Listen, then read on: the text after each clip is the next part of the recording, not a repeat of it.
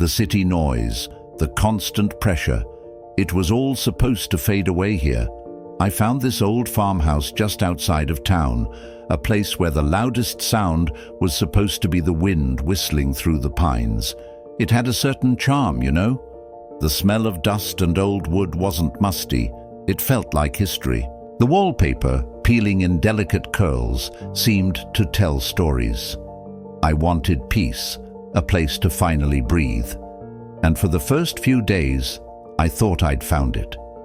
The realtor, a cheerful woman with a too bright smile, had walked me through the 3 bedrooms, the spacious kitchen, the living room with its giant stone fireplace.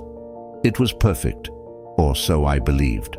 It was at the end of the upstairs hallway that I first noticed it, a door.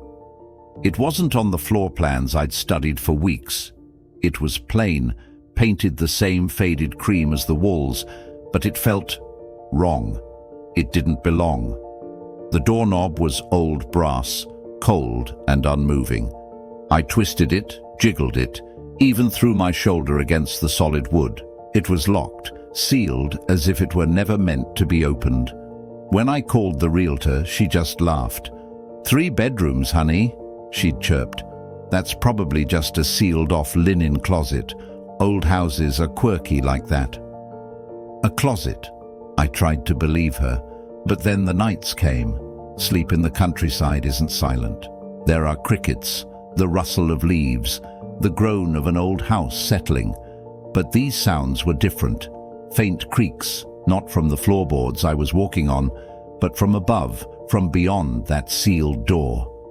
Then came a soft, shuffling sound, the drag of a slipper on a wooden floor. It was rhythmic, hesitant, like someone pacing in a room that, according to everyone, didn't exist. I'd freeze in my bed, straining my ears in the suffocating darkness, my heart hammering a frantic rhythm against my ribs. Was I just imagining it? Was the isolation finally getting to me? I tried to ignore it. During the day, I'd blast music, fill the house with noise, trying to overwrite the memory of the night's unsettling whispers. I'd stand in the hallway, staring at the door, daring it to make a sound in the bright light of day. It never did. It just sat there, silent and unassuming. But the silence felt watchful, accusatory. The house no longer felt like a sanctuary. It felt like a cage I was sharing with something else. The peace I had craved was replaced by a gnawing, creeping dread that followed me from room to room. Every shadow seemed to lengthen, every creak of the house sounded like a footstep. Last night I couldn't take it anymore. The shuffling was louder, more insistent. It was right there, just on the other side of the wood. My curiosity, sharpened by terror, finally won. I crept out of bed, my feet cold on the floorboards, and tiptoed down the hall. The air grew colder as I approached the door, the wood seeming to radiate a deep, ancient chill. My hand was trembling as I pressed my ear against it. At first, there was nothing but the frantic pounding of my own blood. And then, I heard it. Breathing. Slow. Steady. Deeply, unnervingly human. It wasn't mine. It was calm. Rhythmic. The sound of someone sleeping peacefully in a room that wasn't there. My mind screamed. Every rational thought evaporated, replaced by pure, primal fear. I scrambled back, fumbling for the heavy flashlight I kept on the hall table. My hand shook so violently I could barely switch it on.